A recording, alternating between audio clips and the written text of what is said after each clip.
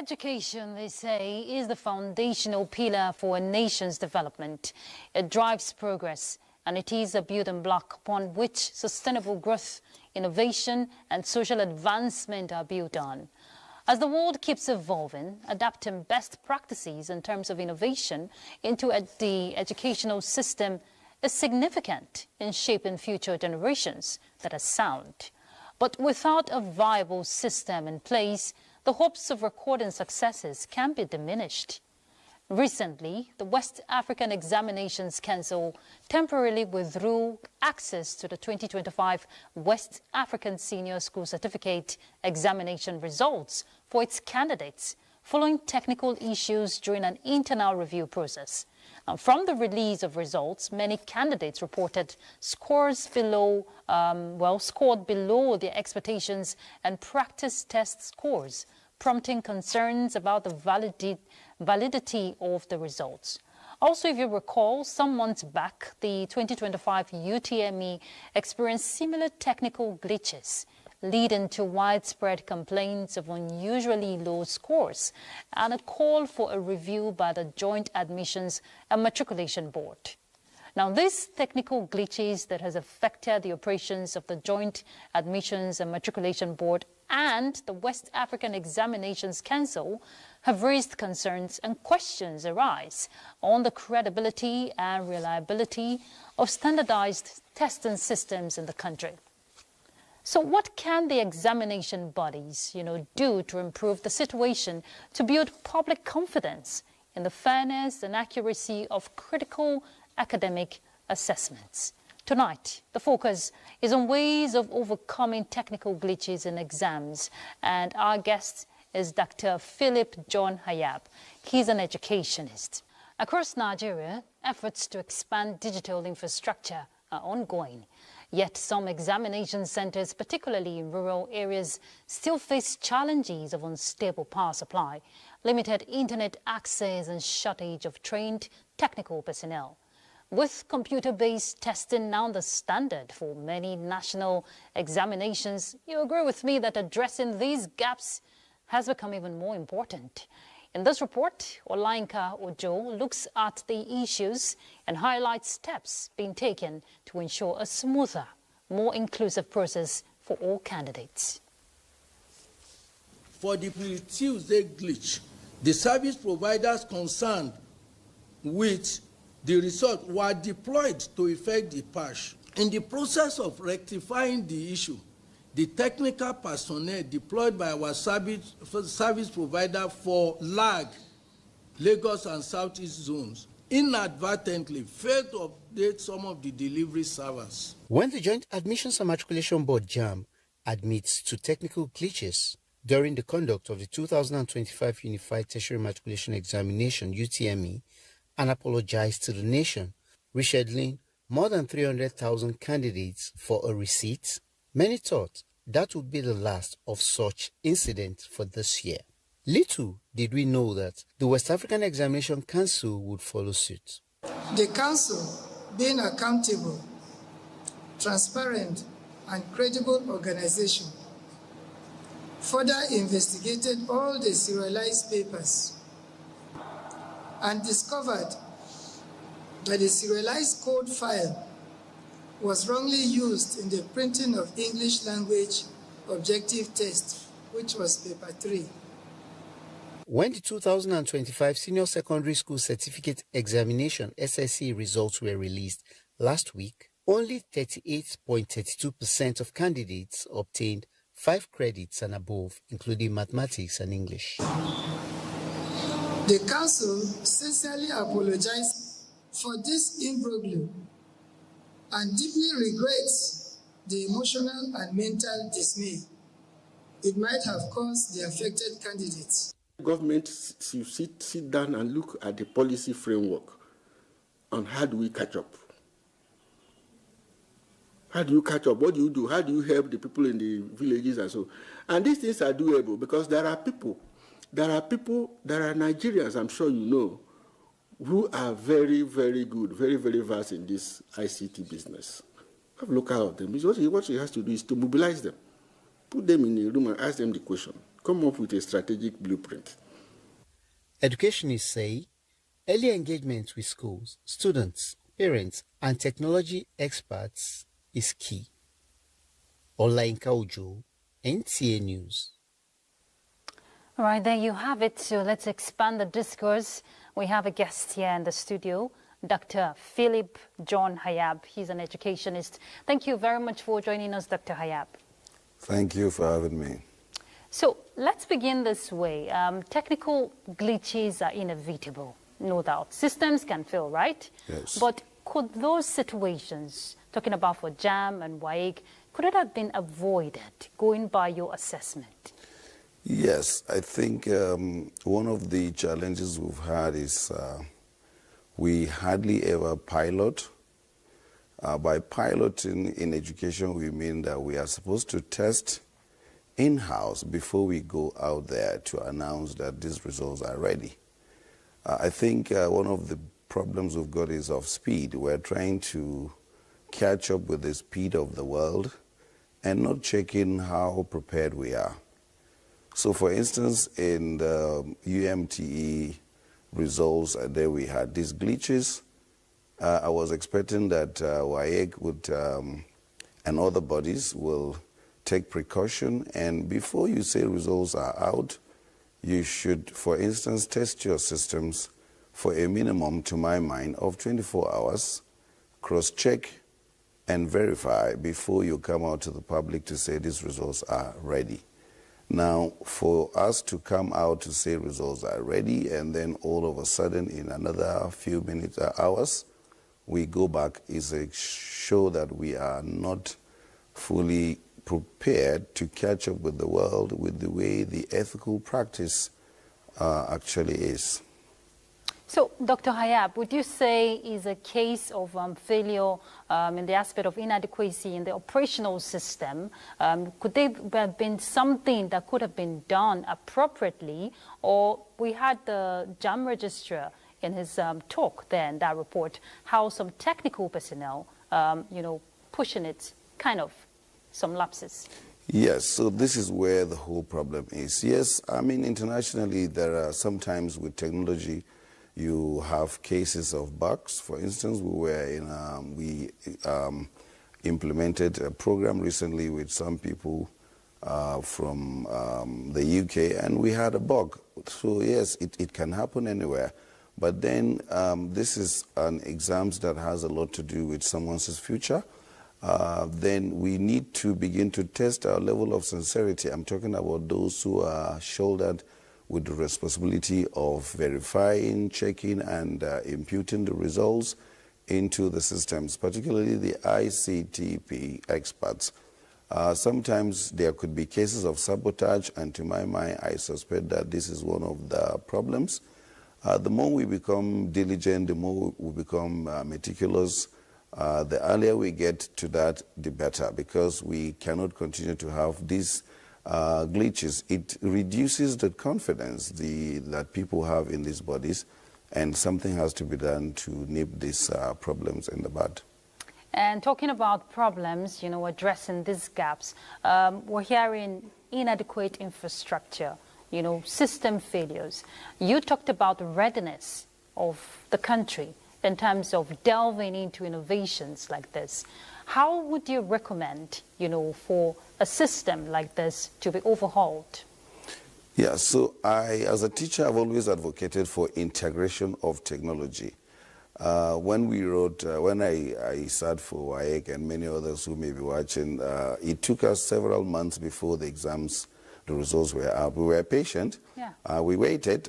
For me, I remember I waited for about 6 months before I got to know what happened. And we survived.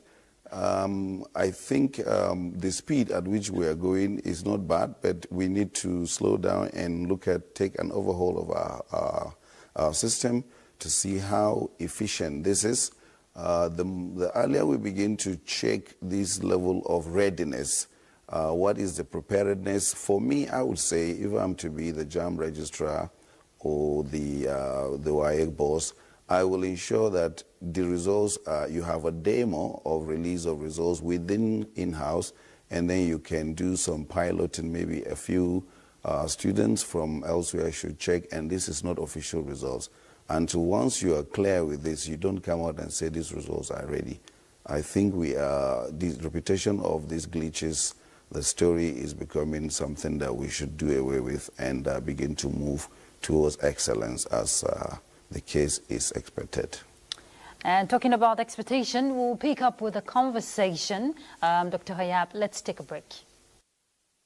Thank you for staying with us. Well, the conversation is still on the recent technical glitches we experienced by the Unified Tertiary Matriculation Examination and, of course, the West African Senior School Certificate Examination, which has raised concerns about education systems and processes in the country. Our correspondent, Chimaroke Ugwu, in this report sampled the opinions of Enugu residents on approaches that could be adopted to improve the situation. Technical glitches do not only disrupt the examination process, but also cause undue stress and anxiety for candidates. The recent technical glitches experienced during the conduct of the Unified Tertiary Matriculation Examination and the West African Senior School Certificate Examination have highlighted the need for examination bodies and schools to improve their technical infrastructure and processes. To address this challenge, respondents in Enugu emphasized the need for examination bodies and schools to take proactive measures to prevent and mitigate technical glitches through investment in robust and modern technology. It's high time for them, the examining bodies and the chief executives, to look inward to find out where the systemic failures are coming from, whether it is that of manpower or that of technology. There is a necessity that both the board in charge of the examination, the Joint Admission Board, Matriculation Board, the Ministry of Education, Federal Ministry of Education, State Ministry of Education, the state government and the federal government has to sit up at this time. They maintain that the fight against technical glitches requires a multifaceted approach. Taking these measures will minimize the risk of technical glitches and ultimately contribute to a more efficient and effective education system in Nigeria. In Enugu, Chimaroke Ugwu, NTA News. All right, Dr. Hayab, you've seen the report from Enugu, and we're hearing different responses and all of that. Let's look at the aspect of building confidence again in the system, looking at credibility, reliability. What are your thoughts? Yes, so one of the biggest problems that we've had in recent past, that is with regards to these glitches, is that it brings into question how credible our system or the bodies that are responsible for these examinations are. For me, I haven't lost confidence. For instance, it happened that my daughter was also part of the candidates who sat for JAMB this year and also for WAEC. And when we had those challenges, I was like, yeah, whatever she has written will come the way it is. So we must get to a point where as citizens, we don't look at every glitch or maybe a difficulty as an opportunity for somebody to sabotage. So yes, there is a huge problem that we need to work hard in order to gain the confidence of the citizenry, and particularly the affected candidates, whether those who have experienced it or the prospective ones. I would expect that 2026 we don't have any of these glitches, even if it means that we elongate the time that it takes or it took this year to bring out the results, so as we can have something more durable next year.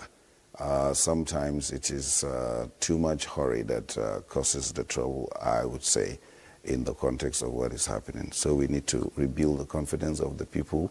Let our A be our A. We don't have to release one result twice. That is not good for the 21st century. And we're getting reports, that there will be speculations transition of CBT for entrance examinations. Do you see that feasible with what it's been experienced so far? Yes, CBT examinations is only possible for multiple choice questions, such as the objective. Incidentally, I'm a teacher of English, and as a teacher of English, I will not support completely writing an English exams using the CBT, because one of the greatest problems that we've got is the young people of nowadays do not read as much as we read in the past, though they have more opportunities to literature, yes, but I'm not sure they are curious about reading. So they have problems with language in terms of expression. And so when we just go CBT, someone can score 100 of 100, and yet they will not be able to say whether a sentence actually starts with a capital letter. Or even those essays we could write. Those essays. Yeah. So CBT, yes, for the objective test, I believe that will speed up the process of processing the results. But then for the essay part, I will advocate that we continue to make it to write. More so that WAEC, for instance, is not just in Nigeria, it's a West African examination board. So we're talking about West African nations. The Nigerian government, through the Ministry of Education, should partner with these other West African countries to talk about how we can come under one umbrella and process something that is doable for our time, something that is practicable and also is achievable. So yes, CBT, yes, for the objectives, but for the essay part, I will insist that we continue to write it in the way it has always been in the past, until when technology develops better in this part of the world and we can talk about then everything computer, right? Asking the students to also write using the computers, and that might even take also bring other challenges, but then with time, I believe we can catch up with the pace. You just raised a salient point. It brings my next question on this literacy aspect of the use of computer by the students, which could be a gap also, especially for those in the rural areas. Yes. The aspect of sensitization and the right tutoring to ensure that they're also a par with those in the urban centers. How do we bridge this gap? Yes, so this is one of the greatest problems of our time. Students who happen to go to school in urban areas, to a large extent when it comes to the use of the computer, may have more opportunities. One of the issues we're dealing with now in terms of learning poverty is that it has been proven that most of the learners with learning poverty are actually coming from low-income families. Yeah.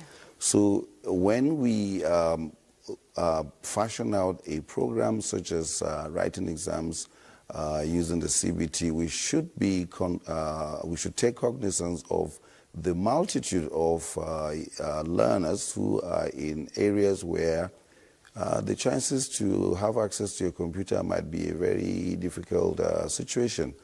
I would also advocate that we think about how we can get maybe computer-science learning hubs, if possible, in local government, every local government of the 774 local government areas in Nigeria, thereby bringing it close to the people who are in hard-to-reach locations. Until we do that and make sure that inclusive learning and then all the opportunities are equal, some might be more equal than others, and we cannot afford to promote such kind of a program in the 21st century. And Dr. Hayab, this conversation will not be complete as a parent yourself without, speaking on the role of parents, because we've had reports of some parents, supporting and also promoting means that their children allegedly, could engage in malpractice, examination malpractice. So as a parent and also, of course, a teacher, what would you advise? That is unfortunate for a parent to support their children to be engaged in exam malpractice. Yeah, I am deeply involved with education. I'm a board chair in some schools. I've been in the PTA. And even in mission schools, people try to sell the ideas if we can support or help. I don't see how helping a child means helping the child to cheat. Parents must sit up. We must realize that once we don't teach these young people hard work now, then in the future, unfortunately, if we're not likely to be around, they will not be able to survive. So we must teach our children diligence. We must teach them honesty, and these are national values that we need to transfer to these kids. Exam malpractice is a no-go area for me, and I believe that it should be a no-go area for all parents. We should not be the ones to teach our children to err, because once we do that, tomorrow when they lie to us or when they cheat us, we are actually the ones who have actually dug a grave for ourselves. So the earlier we realize that there is a need for us to build the spirit of hard work, because a child who studies hard does not have to cheat to pass the exams. They will pass after all, when they work hard. So working hard should be what we should be talking about. And I believe strongly that all parents in this country must come together to preach to our children, to teach our children, and actually model for them to understand that they cannot make it by cutting corners. They have to work hard through the process, and that is the best way for us to go as a nation. Indeed, and a fair and transparent process, of course, is what Nigerians want to see in the system. Thank you very much, Dr. Philip John Hayab, for your time on Weekend File. Thank you for having me.